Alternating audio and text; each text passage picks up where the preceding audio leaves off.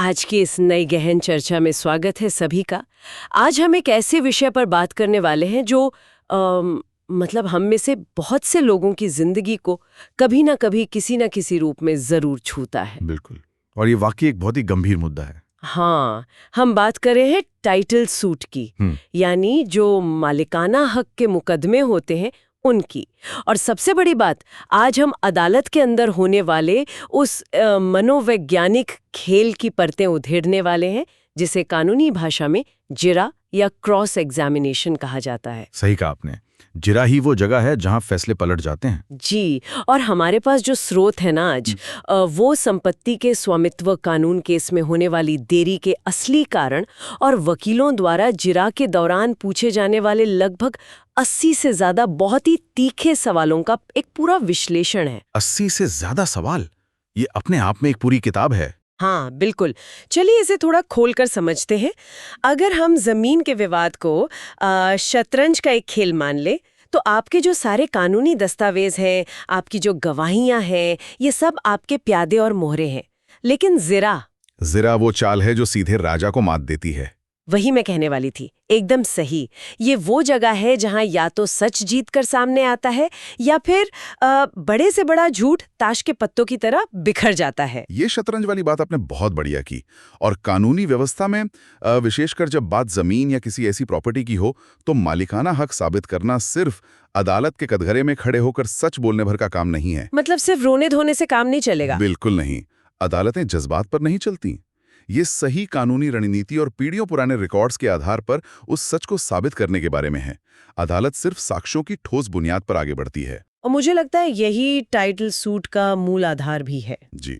जो लोग नहीं जानते उनके लिए हमारे स्रोत बहुत सफाई से बताते हैं कि टाइटल सूट तब दायर किया जाता है जब किसी की जमीन पर उसका कानूनी हक खतरे में हो। जी, जैसे मान लीजिए आपकी कोई पुश्तैनी जमीन है और कोई दूसरा व्यक्ति आकर अचानक उस पर अपना बोर्ड लगा दे। हाँ वही, तो ऐसे में अपना छीना गया हक वापस पाने के लिए जो मुकदमा होता है उसे ही टाइटल सूट कहते हैं। इसमें दस्तावेजों की अहमियत सबसे ज्यादा होती है, जैसे खतियान जो मूल रिकॉर्ड होता है, या किबाला जिसे हम आसान भाषा में रजिस्ट्री या सेल डीड कहते हैं। यहाँ ना दस्तावेजों को लेके एक बहुत ही दिलचस्प कानूनी पेच है जो आम लोगों को अक्सर हैरान कर देता है। मान लीजिए किसी के पास बिल्कुल नए चमचमाते हुए पेपर्स हैं, कंप्यूटराइज्ड रजिस्ट्री है, लेकिन उसके पिछले रिकॉर्ड्स में कोई तकनीकी गलती है या वो फर्जी तरीके से बनाए गए हैं। तो क्या होगा नए पेपर्स का? कानून की नज़र में उन नए पेपर्स की अहमियत वहीं खत्म हो जाती है। अदालत हमेशा 1950 से पहले के या जो सबसे पुराने और मूल रिकॉर्ड हैं उनकी तरफ देखती है। अगर जड़ में ही दीमक लगी है तो पेड़ के नए पत्तों का कानून की नज़र में कोई मोल नहीं है। रुकिए, ये बात थोड़ी अजीब नहीं है?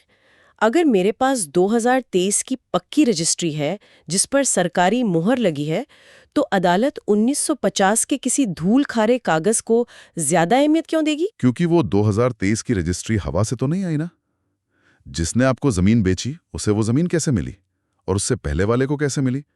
इसे कानून की भाषा में चेन ऑफ टाइटल कहते हैं। अच्छा, चेन ऑफ टाइटल। हाँ, अगर 1970 में किसी ने जाली दस्तखत करके वो जमीन अपने नाम करा ली थी और फिर 2023 में आपको बेच दी, तो आपकी नई रजिस्ट्री भी कानूनन शून्य हो जाती है, जीरो। इसीलिए पुराने खतियान ही असली कानूनी आधार बनते हैं। ये तो थोड़ा डराने वाली बात है। खैर, एक सवाल जो अक्सर कोर्ट कचहरी के चक्कर काटने वाले हर इंसान के दिमाग में आता है, वो ये कि इन मुकदमों में सालों साल क्यों लग जाते हैं। हम सुनते हैं कि दादा ने केस किया था और पोता अब तक तारीखों पर जा रहा है। ऐसा क्यों? काश ये इतना आसान होता, लेकिन इसके कई व्यवहारिक कारण हैं। कोर्ट सबसे पहले दोनों पक्षों से लिखित जवाब मांगता है, फिर गवाहों का आना जरूरी होता है। अगर केस करने वाला या कब्जा करने वाला समय पर नहीं आया तो तारीख आगे बढ़ गई। हाँ वो तो है, तारीख पे तारीख। बिल्कुल। दस्तावेजों की फॉरेंसिक जांच में भी समय लगता है, लेकिन इन सब में जो सबसे बड़ी वजह है ना, जो केस को दशकों तक खींच ले जाती है, वो वही है जिसकी हमने शुरुआत में बात की, जिरा, क्रॉस एग्जामिनेशन। तो क्रॉस एग्जामिनेशन इतना लंबा चलता है? जी, गवाहों के बयानों की सच्चाई को परखने की यह प्रक्रिया बहुत लंबी, उबाऊ और पेचीदा होती है। हालांकि देरी वाले इस मुद्दे पर हमारे स्रोतों में एक राहत की बात भी छुपी है। अगर किसी ने 70 से 100 साल से भी किसी जमीन पर अवैध कब्जा कर रखा है, तब भी असली वारिस पोजेशन रिकवरी सूट के जरिए अपनी जमीन वापस पा सकता है। बिल्कुल पा सकता है। यानी समय बीतने का मतलब ये नहीं है कि आपका हक हमेशा के लिए खत्म हो गया, बशर्ते आपके पास वो पुराने पुख्ता सबूत हों जिनकी हमने अभी बात की। सही कहा। और यहीं से शुरू होता है अदालत के अंदर का असली खेल। तो इस सब का आखिर क्या मतलब है? इसका सीधा सा मतलब यह है कि अदालत के अंदर असली लड़ाई उन सवालों की है जो क्रॉस एग्जामिनेशन में वकील केस करने वाले से पूछते हैं। हमारे पास जो 80 सवालों की लिस्ट है ना, आज हमारा मुख्य फोकस उन्हीं सवालों की रणनीति को डिकोड करना है। जी। और जब जिरा शुरू होती है तो वकील जो शुरुआती सवाल पूछता है वो सुनने में बहुत सीधे लगते हैं, पर असल में वो एक ट्रैप होते हैं, एक जाल। कैसे? यहाँ सबसे हैरान करने वाली बात यह है कि जिराह के सवाल कभी भी सिर्फ जानकारी मांगने के लिए नहीं पूछे जाते। अच्छा, तो क्यों पूछे जाते हैं? वकील को पहले से ही जवाब पता होता है। उनका असली मकसद विरोधाभास या कॉन्ट्रडिक्शन उजागर करना होता है। वादी से जुरा का मुख्य उद्देश्य उसके दावे की सच्चाई और उसके पेश किए गए दस्तावेजों की पारदर्शिता को परखना होता है। जैसे अगर हम उन शुरुआती सवालों पर गौर करें जो स्रोत में दिए गए हैं, जो सीधे दस्तावेजों पर प्रहार करते हैं। विरोधी वकील केस करने वाले से पूछता है कि क्या आपने अपनी अर्जी के साथ सभी मूल दस्तावेज दाखिल किए थे, या क्या कोई ऐसा दस्तावेज है जो आपके पास होते हुए भी आपने अदालत से छुपाया?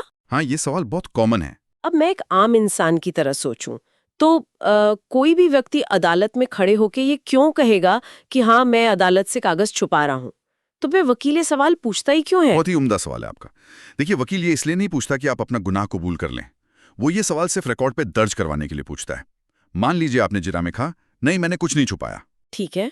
और फिर 2 साल बाद जब आपका केस कमजोर पड़ने लगता है तो आप अचानक एक नया कागज लेकर कोर्ट में आ जाते हैं कि देखिए जज साहब, ये एक नया सबूत है। समझ रही हूं कि आप कहाँ जा रहे हैं। हाँ, तब वही वकील जज को याद दिलाएगा कि माय लॉर्ड, जिरा के दौरान इन्होंने कसम खाकर कहा था कि इनके पास और कोई दस्तावेज नहीं है, तो अब ये नया कागज कहां से पैदा हो गया? साफ है कि ये फर्जी है। बाप रे, तो ये भविष्य के लिए एक गड्ढा खोदा जा रहा है कोर्ट में। बिल्कुल। इसी में एक और सवाल है कि क्या दस्तावेज पर कोई ओवरराइटिंग या कटिंग है? अब मान लीजिए मेरे दादाजी का 40 साल पुराना कागज है, उस पर उन्होंने गलती से कुछ लिख के काट दिया हो, तो क्या सिर्फ एक कटिंग की वजह से मेरा पूरा केस खराब हो जाएगा? अगर आप उस कटिंग का कोई संतोषजनक स्पष्टीकरण नहीं दे पाते तो हाँ, आपका केस बहुत कमजोर हो जाएगा। वकील इन्हीं कटिंग या ओवरराइटिंग को आधार बनाकर ये नैरेटिव सेट करता है कि आपने अपने फायदे के लिए कागज में बाद में छेड़छोड़ की है, ताकि वो फिक्स्ड लगे। जी, ताकि लगे कि वादी खुद फर्जीवाड़ा कर रहा है। इसके बाद जो सवाल आते हैं, लगभग सवाल नंबर 11 से 20 तक के बीच आते हैं, वो तो सीधे प्रिपरेशन को फंसाने के लिए होते हैं। जैसे, क्या आपको पता है कि प्रतिवादी ने आपके दस्तावेज को जाली बताया है? और अगर हाँ, तो क्या आपने जालसाजी का खंडन करने के लिए कोई हैंडराइटिंग एक्सपर्ट या विशेषज्ञ गवाह बुलाया? अब इसमें क्या पेच है? ये सीधे तौर पर वादी पर हमला है। अक्सर लोग सोचते हैं कि उसने मेरे कागज को जाली कहा है, तो वही साबित करे कि ये जाली कैसे है। हाँ, आमतौर पर तो यही लगता है कि इल्जाम लगाने वाला साबित करेगा। लेकिन सिविल केस में ऐसा नहीं होता। अगर किसी ने आपके दस्तावेज पर सवाल उठाया है तो ये आपकी जिम्मेदारी है कि आप फोरेंसिक विशेषज्ञों को बुलाएं और साबित करें कि हस्ताक्षर असली हैं। अच्छा। अगर आप ऐसा नहीं करते हैं तो वकील जिरा में साबित कर देगा कि आप खुद अपने कागज को लेकर कॉन्फिडेंट नहीं हैं। इसके अलावा वकील राजस्व रिकॉर्ड यानी म्यूटेशन से जुड़े सवाल दागता है, जैसे क्या राजस्व रिकॉर्ड में आपका नाम है, या क्या आपने दाखिल खारिज का आदेश अदालत में दिया। दाखिल खारिज को लेकर भी लोगों में बहुत कन्फ्यूजन है। कई लोग सोचते हैं कि अगर वो नगर निगम में प्रॉपर्टी टैक्स भर रहे हैं या उनके पास बिजली का बिल है तो वो उस जमीन के मालिक हो गए। वकील इसी कन्फ्यूजन का फायदा उठाते हैं ना? बिल्कुल उठाते हैं। दाखिल खारिज या प्रॉपर्टी टैक्स देना केवल ये साबित करता है कि आप वहां रह रहे हैं या सरकार को टैक्स दे रहे हैं। ये टाइटल यानी मालिकाना हक का सबूत हरगिज नहीं है। तो इसका अदालत में कोई फायदा नहीं? फायदा है, बट टाइटल के रूप में नहीं। वकील जिरा में पूछता है कि क्या आप जानते हैं कि म्यूटेशन मालिकाना हक नहीं देता। ये सवाल वादी को डराने के लिए होता है कि सिर्फ टैक्स की रसीदें लहराने से जमीन आपकी नहीं हो जाती, असली दस्तावेज दिखाओ। यहाँ बात सच में बहुत दिलचस्प हो जाती है, क्योंकि अब हम इंडियन एविडेंस एक्ट के उस जाल में प्रवेश कर रहे हैं जो सवाल नंबर 21 से लेकर आगे तक बुना जाता है। और इसमें सबसे खतरनाक सिद्धांत है साबित करने का भार या बर्डन ऑफ प्रूफ। जी, सेक्शन 101 से 103 के तहत कानून साफ कहता है कि जो अदालत का दरवाजा खटखटाता है, अपनी बात साबित करने का बोझ हमेशा उसी पर होता है। अगर आप अदालत गए हैं ये कहने की जमीन आपकी है तो आपको ही साबित करना होगा। तो विरोधी वकील बड़ी चालाकी से पूछता है कि क्या आप स्वीकार करते हैं कि स्वामित्व सिद्ध करने का दायित्व आपका है? सही पकड़े आप।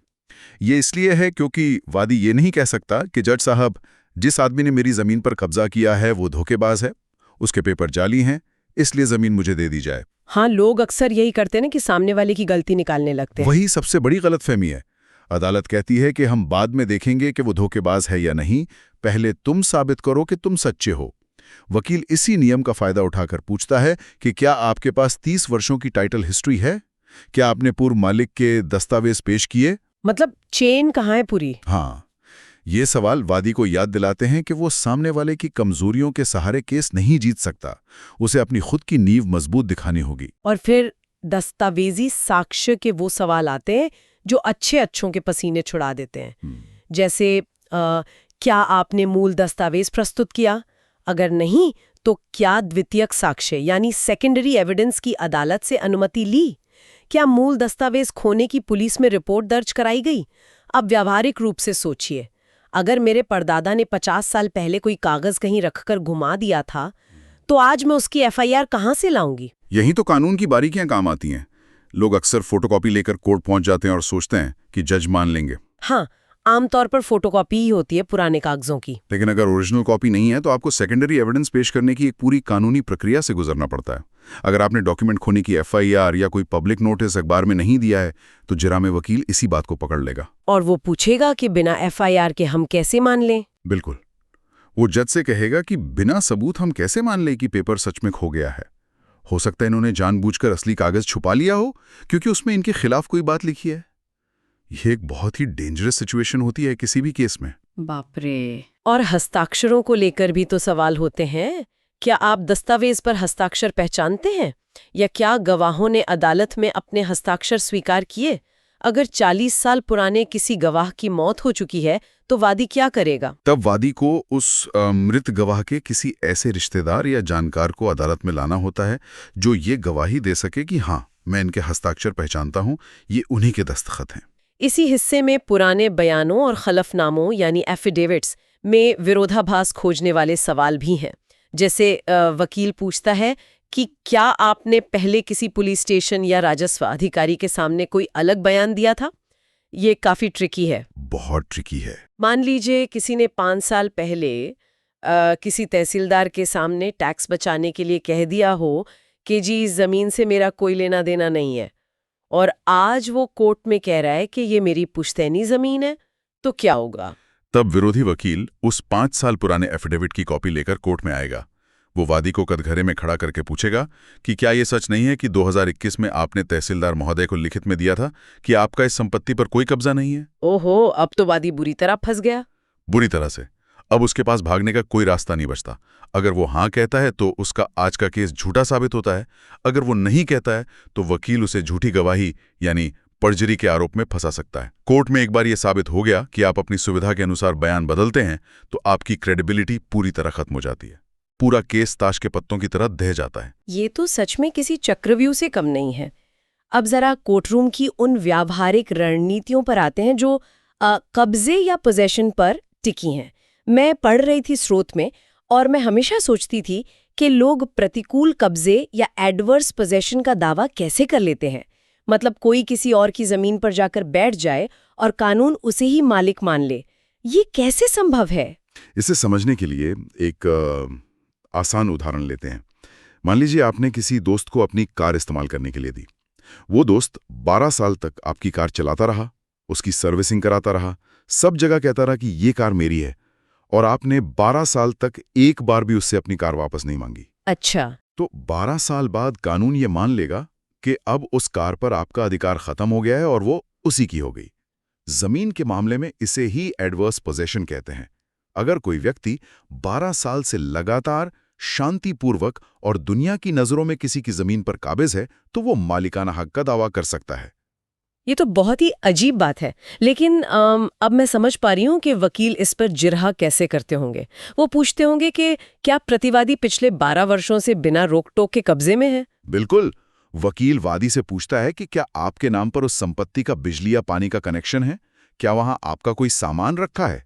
और अगर नहीं रखा तो? अगर वादी जवाब देता है कि उसके पास पिछले 15 सालों का कोई बिजली का बिल नहीं है, तो विरोधी वकील तुरंत जज की तरफ देखकर मुस्कुराता है। वो बिना कहे जज को इशारा कर देता है कि वादी का तो वहां कोई वजूद ही नहीं है, असली कब्जा तो हमारे क्लाइंट का है। और इसी से जुड़ा हुआ है लिमिटेशन एक्ट या अधिकारों को लेकर सोते रहने का मुद्दा।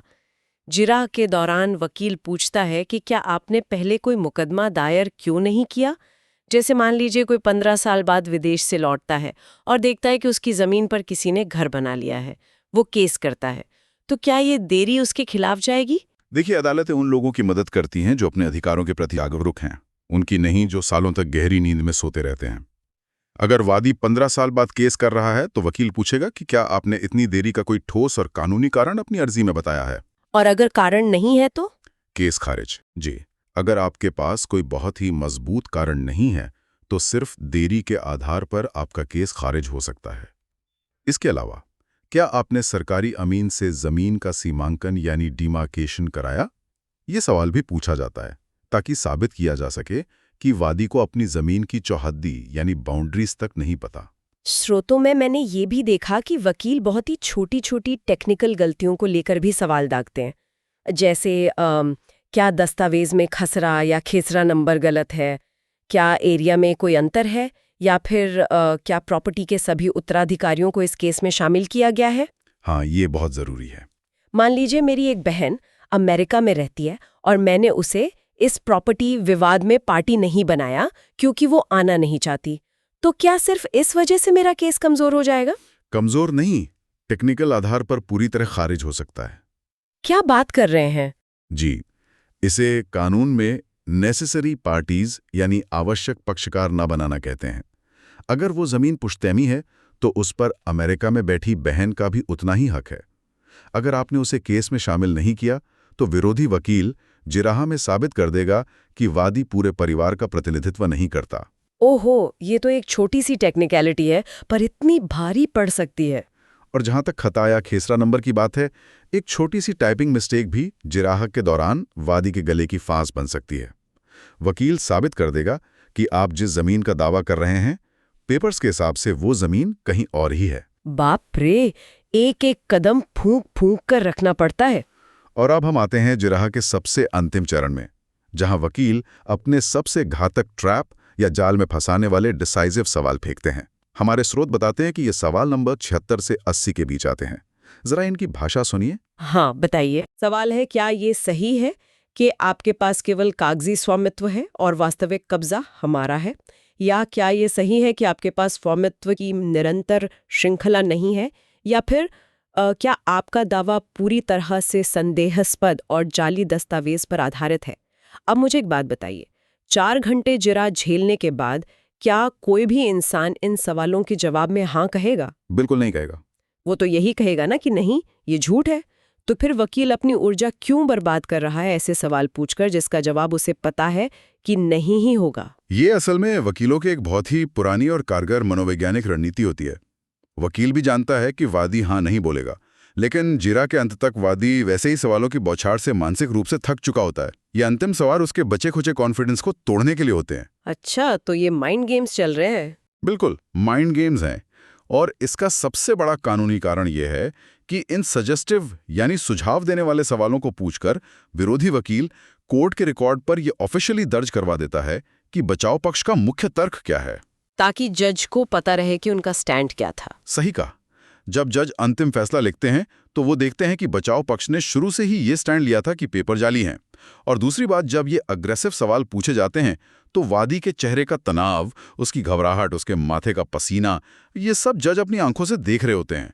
अदालत में ना बॉडी लैंग्वेज बहुत मायने रखती है। अगर हम इन 80 सवालों और इन सारी तकनीकी बहसों को एक व्यापक संदर्भ से जोड़कर देखें तो कानूनी रूप से इन सब का निष्कर्ष क्या निकलता है? अगर हम इसे व्यापक संदर्भ से जोड़कर देखें तो हमारे स्रोत 2 बहुत ही महत्वपूर्ण केस लॉज या न्यायिक सिद्धांतों का जिक्र करते हैं। पहला है यूनियन ऑफ इंडिया बनाम वासावी कोऑपरेटिव हाउसिंग सोसाइटी और दूसरा है रंगम्मल बनाम कुप्पुस्वामी। इन केसेस में क्या हुआ था? आपको बस इनका सार समझना है। इन दोनों फैसलों का एक ही निचोड़ है कि वादी को अपना केस अपने ही साक्ष्यों की मजबूती पर जीतना होता है। मतलब वही बात कि आप दूसरों की लकीर छोटी करके अपनी लकीर बड़ी नहीं कर सकते। बिल्कुल सही। आप प्रतिवादी की कमजोरियों या उसके जवाबों में मौजूद कमियों का फायदा उठाकर केस नहीं जीत सकते। अगर आपके खुद के दस्तावेज मजबूत नहीं हैं, अगर आप क्रॉस एग्जामिनेशन में अपने ही कागजों को सही साबित नहीं कर पाए, तो सामने वाला चाहे जितना भी बड़ा झूठा हो, अदालत आपको जमीन नहीं देगी।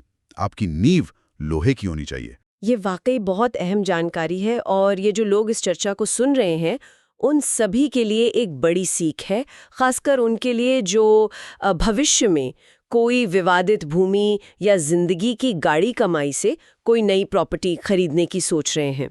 सिर्फ पैसे देकर रजिस्ट्री करवा लेना ही काफी नहीं है। जी, उसमें बहुत सी चीजें देखनी पड़ती हैं। हाँ, आपको ये सुनिश्चित करना होगा कि आपके नाम पर दाखिल खारिज हुआ हो, सरकारी रिकॉर्ड में लगान की रसीद कट रही हो और जमीन बेचने वाले के परिवार में कोई आंतरिक विवाद ना हो, मतलब सभी भाइयों बहनों की सहमति हो। और एक बात और जो लोग अक्सर नज़रअंदाज कर देते हैं, स्टे ऑर्डर का हमेशा ध्यान रखना चाहिए। अगर किसी सिविल कोर्ट ने किसी जमीन पर स्टे लगाया हुआ है, यानी यथास्थिति बनाए रखने का आदेश दिया है, तो उस पर भूलकर भी कोई निर्माण नहीं करना चाहिए। लोग सोचते हैं चलो केस चल रहा है तब तक बाउंड्री तो बनवा ही लेते हैं। यही सबसे बड़ी गलती होती है। ये बहुत बड़ा रिस्क है, क्योंकि फैसला अगर आपके खिलाफ गया तो आपका वो पूरा का पूरा निर्माण इलीगल माना जाएगा और कोर्ट उसे ढहाने का आदेश दे सकती है। आपकी सारी मेहनत और पैसा मिट्टी में मिल जाएगा। इस पूरे गहन चर्चा को अगर हम समेटें हाँ। तो ये एकदम स्पष्ट है कि टाइटल सूट या मालिकाना हक की ये कानूनी प्रक्रिया कोई 100 मीटर की रेस नहीं है, हाँ। बल्कि ये एक लंबी, थका देने वाली और जटिल मैराथन है। लेकिन अगर आपके पास अपने पुराने और सटीक दस्तावेजी साक्ष्य जैसे वो 1950 का खतियान और पुराने केवाला सुरक्षित है, हाँ। तो न्याय जरूर मिलता है। बिल्कुल मिलता है। सिविल कोर्ट ही देश में वो एकमात्र स्थान है जिसके पास फर्जी दस्तावेजों को रद्द करने और किसी को उसका छीना हुआ हक वापस दिलाने की ताकत है। जो कोई भी व्यक्ति आज किसी प्रॉपर्टी विवाद का सामना कर रहा है, उसके लिए जिरा के इन 80 सवालों के पीछे के तर्क और मनोविज्ञान को समझना बहुत जरूरी है। ये सिर्फ किताबी ज्ञान नहीं है, बल्कि ये वो ढाल है जो आपको कोर्ट रूम के उस भारी मानसिक दबाव और वकीलों के बुने हुए जाल से बचा सकती है। इससे एक बहुत ही महत्वपूर्ण और थोड़ा दार्शनिक सवाल भी खड़ा होता है। कैसा सवाल? जरा सोचिए, हम इस पूरी चर्चा में कागजों की बात कर रहे हैं। कल्पना करें कि सबसे पुराना और प्रामाणिक रिकॉर्ड, मान लीजिए 1920 का कोई खतियान, किसी ऐसे व्यक्ति के नाम दर्ज है जिसके आज के उत्तराधिकारियों को संपत्ति के वजूद के बारे में पता ही ना हो, और उस जमीन पर किसी और ने जाली पेपर और हेराफेरी से कब्जा कर रखा हो। हाँ, ऐसा आमतौर पर होता भी है। लेकिन उस कब्जा करने वाले के वकील ने बहुत शानदार जिराहा की हो। तो क्या हमारी कानूनी प्रणाली में हमेशा उस परम सत्य की ही जीत होती है जो असल में घटा था, या अंततः जीत उसी की होती है जिसके पास इन 80 तीखे सवालों का सामना करने, अपने सीमित साक्ष्यों को अदालत में बेहतरीन तरीके से पेश करने और कानून की बारीकियों से खेलने की सबसे अच्छी रणनीति होती है? वाह, ये सच में दिमाग को झकझोर देने वाला विचार है। क्या अदालतें सच को खोजती हैं या सिर्फ उस सच को खोजती हैं जिसे कागजों पर साबित किया जा सके? क्या जीत सच की होती है या उस सच को साबित करने की कला की? हम इस भारी भरकम सवाल को अपने सुनने वालों के विचार के लिए यहीं छोड़ते हैं। कानून की इस पेचीदा भूल भुलैया में सबसे अच्छा बचाव यही है कि हमेशा अपने दस्तावेज मजबूत रखिए, हर कागज को संभाल के रखिए और अपनी आंखें हमेशा खुली रखिए। नई चीजें सीखते रहें, सवाल पूछते रहें और हमेशा जिज्ञासु बने रहें।